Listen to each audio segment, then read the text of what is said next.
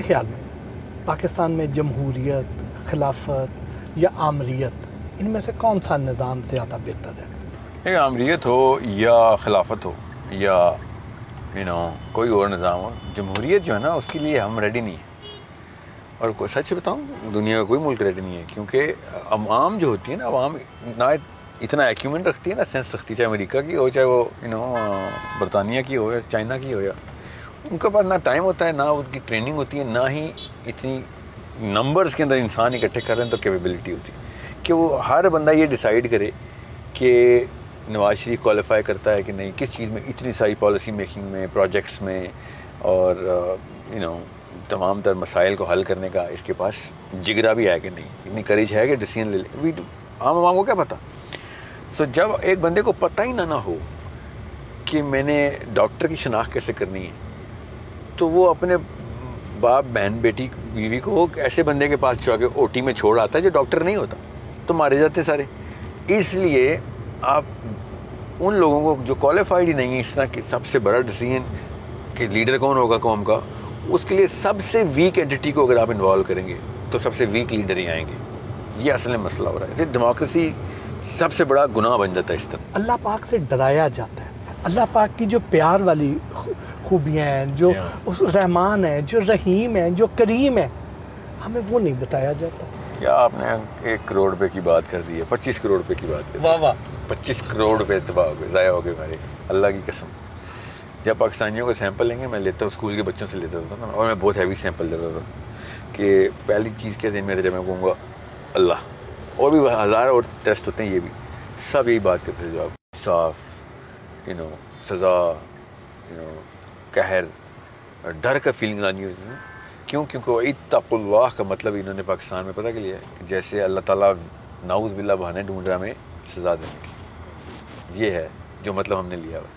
اللہ تعالیٰ میرا بہانے ڈھونڈ رہا ہے معاف کرنے کے، اللہ تعالیٰ میرا بہانہ ڈھونڈ رہا ہے کہ کس طریقے سے محبت اور رحم کے تھرو کوئی تو بچ جائے، سارا کوئی نہ کوئی کسی نہ کسی طریقے سے بچ جائے. ایسا رب میرا، یہ ہے میرا رب. اور ہمیں کیا بتایا ہوا ہے کہ جیسے بس یہ ہوا تو بس کہ اللہ تعالیٰ نعوذ باللہ بہانہ ڈھونڈ رہے ہیں کہ کس طریقے سے مطلب میرا معاف کرنے والے رب. بچوں کو اگر پتہ ہو نا تو بچے دنیا میں پیار محبت شروع کر دیں.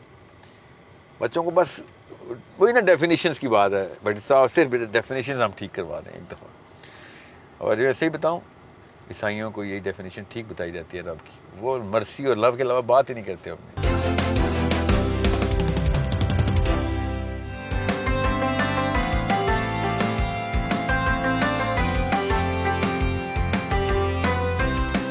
روحانیت اور تصوف میں کیا فرق ہے؟ جی تصوف سر ایک اسٹڈی ہے، ٹیکنیک ہے، میتھڈالوجی ہے، پرپز کے ساتھ ہے. روحانیت اس کا نچوڑ ہے، ایسنس ہے. روحانیت کا مطلب ہے کہ آپ پہچان کتنی ہے، اور تصوف کا مطلب ہے کیسے کرنی ہے، کہاں لے کے جانا ہے اس پہچان کو.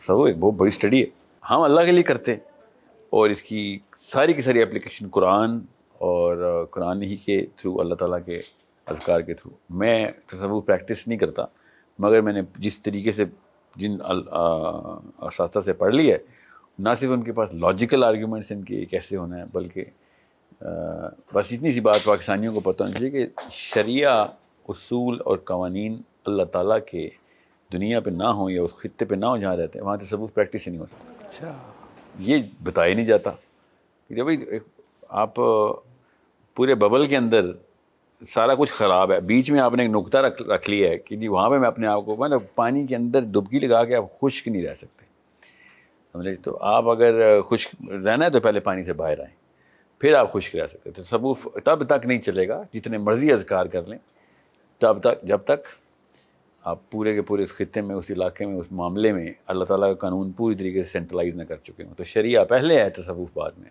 میں اس پیر کو پیر نہیں مانتا، میں اس ولی کو ولی نہیں مانتا جو اللہ کے نظام کے لیے سب سے بڑی کوشش نہیں کرتا، لوگوں کے لیے، دنیا کے لیے سب سے بڑی کوشش اللہ کے نظام کو لانے کے لیے نہیں کرتا. اس کے بجائے اپنے آپ کو یا اپنے خاندان کو اللہ کے ذکر میں مشغول کر کے سمجھتا ہے کہ فرض پورا ہو گیا. آج کے دور میں سب سے بڑا صوفی کس کو مانتے ہیں آپ؟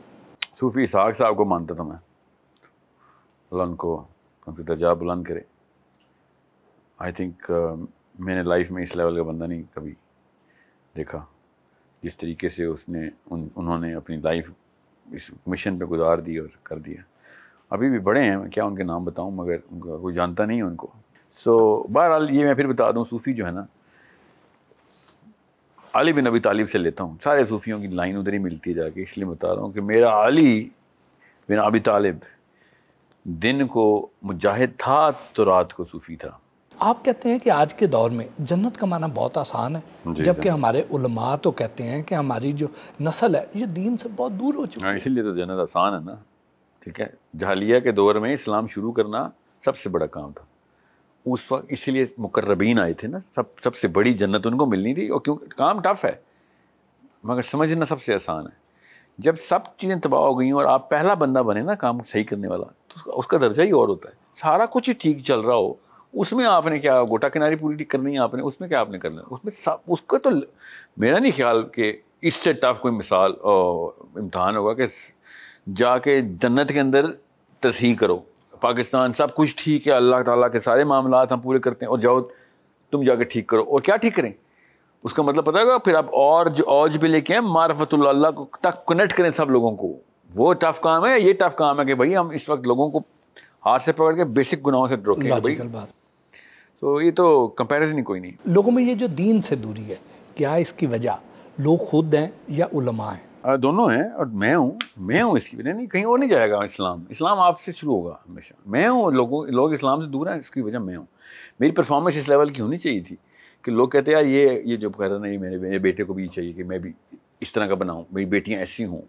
ٹھیک ہے, جب تک ڈیفینیشن صحیح نہیں ہوں گی, دین کا ڈیفائن ہی غلط کیا, انہیں مذہب بنا دیے, ٹھیک ہے, تو پھر کیسے آئیں گے لوگ دین پہ؟ تو ڈیفینیشن ٹھیک کرنا میرا کام ہے. یہ جو ہم سنتے ہیں کہ ہم اس وقت قرب قیامت میں جی رہے ہیں, تو قیامت کب آئے گی, کو اندازہ ہے؟ نہیں, یہ تو صرف اللہ کو پتہ ہے کب آئے گی. مگر اللہ نے یہ جب 1400 سال پہلے نبی صلی اللہ علیہ وسلم سے پوچھا تھا تو کیا قیامت کب آئے گی, تو اللہ نے کہا تھا ان کو یہ جواب دو کہ بھائی جلدی آئے گی. مگر صرف اللہ کو پتہ ہے کب آئے گی, ہمیں نہیں پتہ. اور جلد کا مطلب یہ نہیں ہوتا کہ 50 سال 100 سال.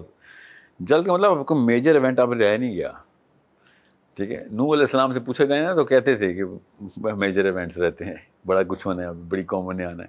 اب کسی اور قوم نے نہیں آنا, اب اسی قوم پہ قیامت آنی ہے. یہ اس سے بڑا انڈیکیٹر کیا ہے کہ ہم آخری ٹائم میں.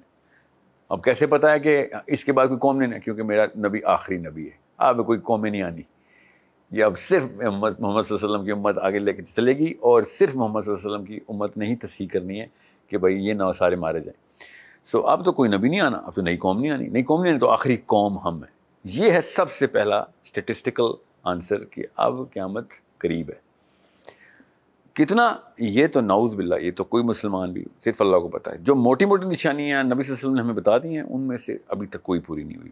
ٹھیک ہے, وہ کوئی ایک دو بندہ کہے نا ہاں وہ فلاں, اور نہیں مجھے بھی پتہ ہے کچھ تو پوری ہوئی ہیں, مگر نہ یاجوج ماجوج آئے ہوئے ہیں, نہ عیسیٰ ابن مریم آئے ہوئے ہیں, نہ امام مہدی آئے ہوئے ہیں, نہ دابۃ الارض آئی ہوئی ہے. اور بھی بتاؤں گا تفصیلیں, آپ کو میرے پچھلے کاموں میں پتہ ہی ہیں. ایک رپورٹ کے مطابق اس وقت پاکستان میں 1 کروڑ سے زیادہ ایسی خواتین موجود ہیں جن کی عمر 35 سال سے زائد ہو چکی ہیں اور ان کی شادیاں نہیں ہوئی. یہ جو ہے شادی کا معیار کیا ہونا چاہیے, ہمارا دین کیا کہتا ہے؟ میں تو دنیا کو ایسے دیکھتا ہی نہیں اسے. ایک سروے کے مطابق کم از کم 6 کروڑ سے زیادہ خواتین ایسی ہیں جن کو 35 سال سے زیادہ عمر ہے, ان کو اسلام کا کچھ پتہ ہی نہیں ہے. یہ ہے اصلی سروے. ٹھیک ہے, ایک سروے کے مطابق 12 کروڑ سے زیادہ پاکستانی مرد ایسے ہیں جو 40 سال پلس کراس کر گئے ہیں اور ان کو اسلام کے بیسکس الٹ بتائے گئے تھے. یہ ہے اصلی معاملہ. اللہ کا کرم ہے ان کی شادیاں نہیں ہوئی جو آپ کہہ رہے ہیں, تو اور ایسے آ جانے تھے. اور 24.5 کروڑ سے زیادہ ایسے لوگ ہیں جنہیں طاغوت کا مطلب ہی نہیں پتا. کیا پتہ چل گیا, اب سب کو پتہ چل گیا. اب یہ میرا طرز یہ ہے کہ شکر ہے کہ کافی سارے مردوں کی اور عورتوں کی جن کی نہیں ہوئی شادیاں اس عمر میں تک نہیں ہوئی, ورنہ انہوں نے اپنے جیسی کاپیاں اور بنانی تھیں اور قوم اور تباہ ہو جانی تھی. جن کی ہوئی ہیں انہوں نے دیکھیں کیا غدر مچا کے رکھا ہوا ہے. شادیاں کریں, ضرور کریں, جلدی کریں, مگر اس سے بھی جلدی اسلام کریں. اسلام نہیں آیا آپ کے اندر تو شادی نہ کریں. آپ کو اگلے 100 سال کے دین کے مسائل نہیں پتہ تو آپ اصل میں جاہل. شادی کے خلاف نہیں ہوں میں, نااہلوں کے 2 بونوں کے ملنے سے ایک اور بونی یا بونا پیدا ہو جانا ہے, قوم اور چھوٹی ہوتی جا رہی. ہمارے ہاں تو سب سے بڑا مسئلہ یہ ہے کہ آدمی کو 4 شادیاں کرنی چاہیے یا نہیں. آدمی کو 400 شادیاں کر لیں, میری طرف سے 4 لاکھ شادیاں کر رہا ہے. علی, عامر, جنید, 4 لاکھ شادیاں کرو بھائی.